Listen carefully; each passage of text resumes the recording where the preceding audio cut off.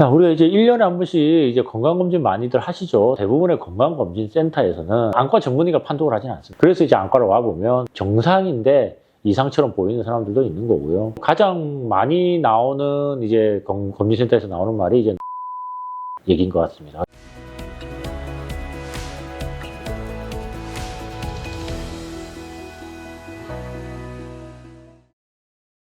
안녕하세요.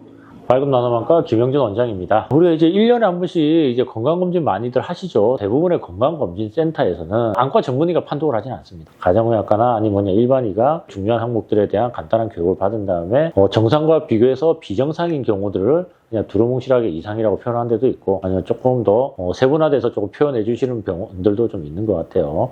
그래서 이제 안과를 와보면 정상인데 이상처럼 보이는 사람들도 있는 거고요.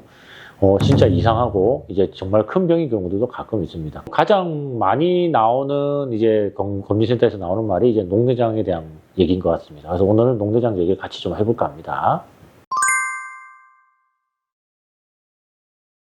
그 건강검진센터의 그 결과지에 가장 많은 표현을 해주시는 용어가 안압이 높다라는 표현도 있을 수 있고, 시신경 유도 함몰비 증가라는 이제 얘기도 많이 나옵니다. 그냥 단순히 그냥 녹내장 의심이라고 이렇게 표현해서 나오는 말도 있습니다. 세 개 다 같은 말입니다. 그냥 녹내장이 의심이 된다라는 얘기입니다.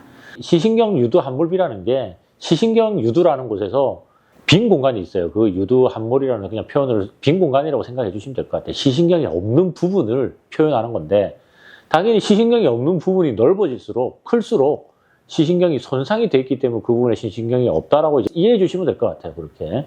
그래서 이런 분들이 이제 정밀 검사를 받게 되고, 실제로 정밀 검사를 했을 때 뭐 진짜냐 아니냐에 대한 이제 판단을 이제 받으셔야 될 것 같아요.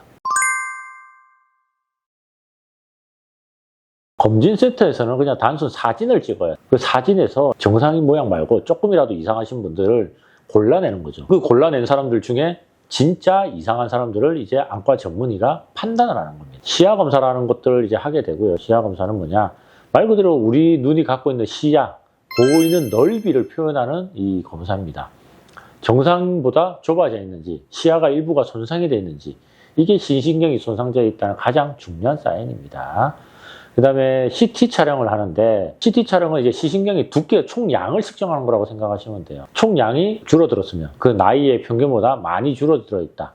아니면 시신경의 양이 특정 부분이 줄어들었다. 이게 아주 전형적인 녹내장의 사인일 수가 있는 거죠. 이거에 대한 검사를 또 하게 됩니다. 그다음 시신경 섬유층 촬영을 해서 시신경 섬유가 얇아져 있는지, 그러면 어둡게 사진이 찍히거든요. 그 부분도 평가를 해내게 됩니다. 그 다음에 각막 두께를 측정을 해요. 이런 검사들을 통해서 이제 진짜 녹내장이 아닌지 판단을 하게 되는데, 이 검사를 한 번만 해서 되는 게 아니에요. 왜냐면 여러 번 검사해야 돼요. 검사가 환자분이 얼굴의 각도, 눈이 보고 있는 각도, 그 다음에 환자분들의 협조도, 그 다음에 환자분의 반사신경, 그 다음에 실제로 환자분들의 녹내장의 진행 상태에 따라서 그날 컨디션에 따라서도 되게 다르게 측정이 됩니다, 이게. 그래서 너무 전형적인 패턴이라면 당연히 약물 치료는 바로 시작을 하는 거지만, 어느 정도 진행 상태인지는 여러 번의 검사를 통해서 판단을 하게 되는 거죠. 그래서 검사는 검진센터에서 진단을 받았더라도 여러 번을 검사해야 되고, 결국은 이 병들이 대부분 진행을 억제하는 치료만 있다 보니까 진행을 했을 때 돌이키는 치료가 없다는 소리예요. 그러니까 미리미리 발견하는 게 좋고요. 어쨌든 건강검진센터에서는 발견하면 그것도 좋지만 그 한계가 있기 때문에 1년에 한 번 정도 검사를 해서 새로운 병이 초기에 발견될 수 있는 게 가장 최선이라고 생각을 합니다. 예방하기 위한 생활 습관들은 뭐 몇 가지 물론 있어요. 어쨌든 눈에 압력이 올라가면 안 되니까 눈을 누르는 행위를 안 하셔야 돼요. 우리가 엎드려 잔다든지 뭐 자꾸 눈을 비빈다든지. 두 번째로 어두운 데서 스마트폰을 보면 안압이 올라갑니다. 그래서 밤에 자꾸 요즘 대부분의 사람들이 이제 유튜브를 본다, 뭐 인스타를 본다 등등의 뭐 핸드폰으로 자기 전에 좀 보다가 자요. 물론 이제 뭐 하루를 리프레시하고 하루의 긴장을 좀 풀기 위한 이런 과정으로서는 제가 그래도 찬성을 하는데, 어두운 데서 불 끄고 보면 이런 문제가 생기긴 합니다. 그래서 불 끄고 스마트폰을 보는 행위는 그래도 좋지 않습니다. 건강검진을 받고 이제 너무 걱정했던 분들도 있고, 그 다음에 우리가 건강검진 받아도 안이하게 대처하시는 분들도 사실 많아요. 눈이 가장 그래요.